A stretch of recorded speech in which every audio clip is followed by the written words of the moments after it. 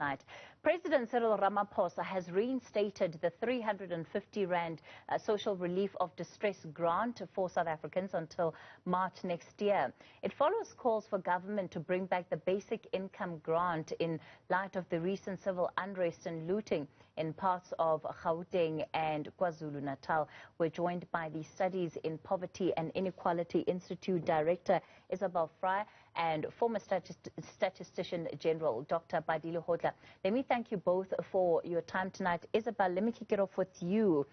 You know, when this grant was initially discontinued, there were big questions around that, and the questions really centered about whether government truly understood the impact and the difference that it was making in the lives of the recipients.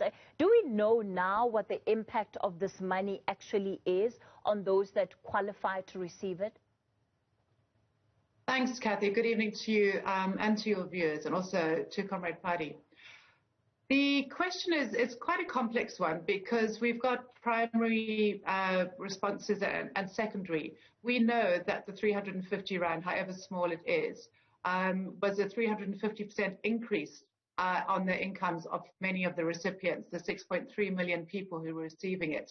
We need to understand that for many adults, income has been something which there's not been a certainty. It has not been a guarantee. And so for those months where they were receiving it, people were able to recognize that something else was going to come in at the end of the month. So if you look at the inverse to your question, if you look at the NIDS CRAM data, what the impact was on households who were not receiving the grant income or not enough, we saw huge increases in mental health problems. A lot of women were facing depression, unable to actually take charge of their lives. And so I think to reconstruct my answer to your question, the impact was profound. It put certain basics on people's tables.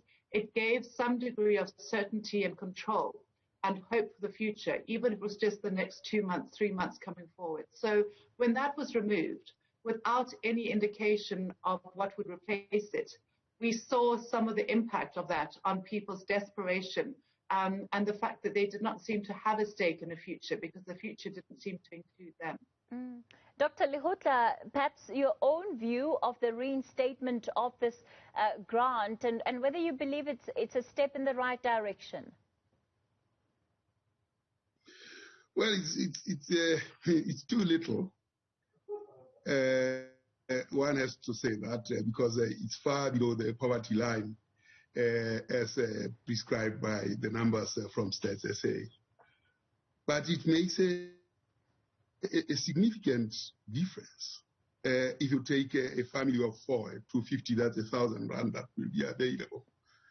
There might have been scenes of people drinking and consuming alcohol, and that might look unbecoming, just as the child support grant was said to be increasing in the number of delivery pregnancies.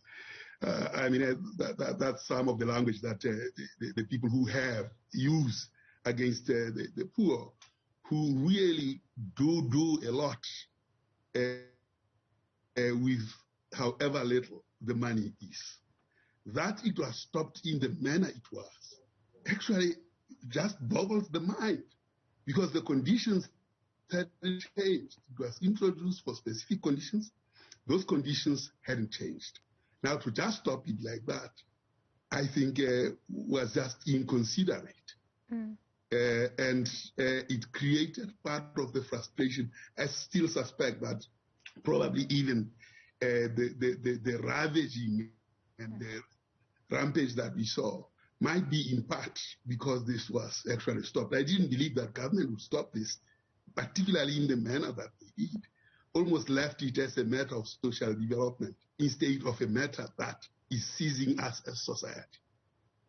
Isobel, so that it is reinstated, I think it's important, but the stops and starts cannot be good for society, for the life of the poor, basically. Isobel, is not right. I just want to bring you into just in terms of something that Dr. Lehohla has said and asking and saying that this money is too little, that it needs to be increased at least to meet the standard of the poverty line as identified by Statistics South Africa. Some people, when looking at this initiative, raised concerns about this country becoming a welfare state, that if we have too many people who are dependent on some of the social support mechanisms, it could become an incredible burden on the country's fiscus and simply become unsustainable in the long run. Do you have concerns about that at all? I do have concerns, Cathy, about the statement that the country's primary aim is not to take care of all of its citizens first. I think that really needs to be the point of departure. That's what our Constitution says, and that's what the function of any nation state is to care for its citizens, and we are all equal. I think in addition to that, the point about the costing is really important. A welfare state is a state that looks after the welfare of its people. It's not a nanny state. I think if you look at Europe after the Second World War, after the devastation that they were facing, what made them rebuild was the fact that they had sufficient security for everybody, social security, they had health care, but they had income primarily. So people were able to look after themselves as well as start to engage in economic activity. For us to imagine that people can make something out of nothing is incredibly infantile. I think the point is that what we're arguing for is sufficient of a basic income grant to give people the wherewithal to start creating those opportunities. And that's where what Pali was saying is so important, because 350 is not enough to meet your basic food needs. And we know from DSD rapid response research that they did after the first social relief of distress was that money went basically only towards food. If we're wanting people to be able to use this state expenditure to leapfrog into economic activity, it needs to be sufficiently large to meet people's basic needs and to enable them to have control over a disposable income, which would then generate the kinds of returns, those multipliers that we're looking for, to make a system not only generate enough to cover itself, but also to act as the catalyst for the kind of economic rebuilding that we need to face. I mean, we were in 5 years of recessive tendencies before COVID. That needs to be arrested. We don't want to get ourselves back to the position of just pre-COVID. That was dire. That was negative growth. We want to see new ways of catalyzing growth in those areas in our country, which are not your Sandtons, which are not your large urban centers. But we're looking at township economies, we're looking at rural economies and the linkages. And so for us right now, what is critical is to see if we have that cash injection coming into our communities every month, what are the other kinds of government programs that we build looking at that? And so this last week, we had some discussions with PLAS, which is a rural agrarian outfit at UWC, saying if we were to predict and model a basic income grant into the agrarian reforms that the government is looking at, how do we do that? And that for us is the challenge. That is the exciting moment, that if the state actually is able to be bold and to make that commitment to a permanent basic universal income grant, we could look at the kinds of development, those ones that were the development that was dreamt of 24 years ago, 27 years ago, that development that somehow got retarded. Dr. Lehohla, the solution, at least what was announced by the president, is only a temporary solution. And one would imagine that at this point, on some level, there needs to be planning for the medium to long term about how government is going to respond to this. Some ideas that you think they might look at? Yes, indeed. I mean, in 2016, we had an interesting survey, even in 2011. Where we looked at who are the communities that are predominantly having a large proportion of people that are farming. And we found that this was happening in the Idutwa district. And when we went there, it wasn't surprising. When we got there, yes, there was farming activity, but it was led largely by pensioners, elderly women, who were taking control of their lives. And you would see that probably the pensions, the fractions of pensions that they've got, have become investable capital to engage in the farming activities. And there were catalytic activities that were showing that this money, however small, actually becomes investable when you look at the profile of the people that were engaged in this.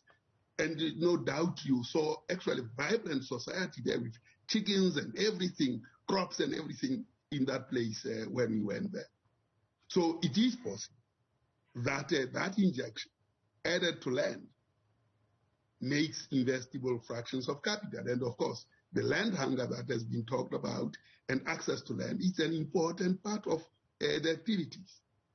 So including in township activities. But it has to be permanent. It has to be a permanent solution over a period of time. What is sad, of course, is that at times this becomes a campaigning point for being voted into power, that we give you pension, we give you grants and so on, as though those are a permanent solution, instead of seeing it in part as a transition to making people manage their lives. And I think that in itself, in terms of political speak and political language, often loses the meaning of how society gets its life together. Mm. Do you foresee a situation where government is handling and is approaching this conversation differently going forward, especially given what has happened in the last 2 weeks? I mean, what is very interesting and very difficult, I suppose, before Isobel came in, is because of the starts and stops, and now that it will be reinstated, will society think of government as credible in terms of saying it doesn't have money? Mm. This idea of not having money and not arguing things from a political economy point of view makes government less credible in the excuses of not or having money. Because now the question is, where are you getting the money? And you don't want to have those kinds, to create platforms for those kinds of questions to come. When you are in a worst situation, then you have to answer the question, is it true that there wasn't a solution to the problem? Mm. And I think there is a solution to the problem. And it's not a matter of whether there is money or not money. It's a matter of what policies we pursue that solves long-term problems, rather than reduce it to a money issue. Isobel, let me give you the last word. I see this as being an incredibly important part of our democratic project. I think, as Pali was saying, this is the time when the political will comes forward. The questions of affordability are not the ones that need to dominate this question.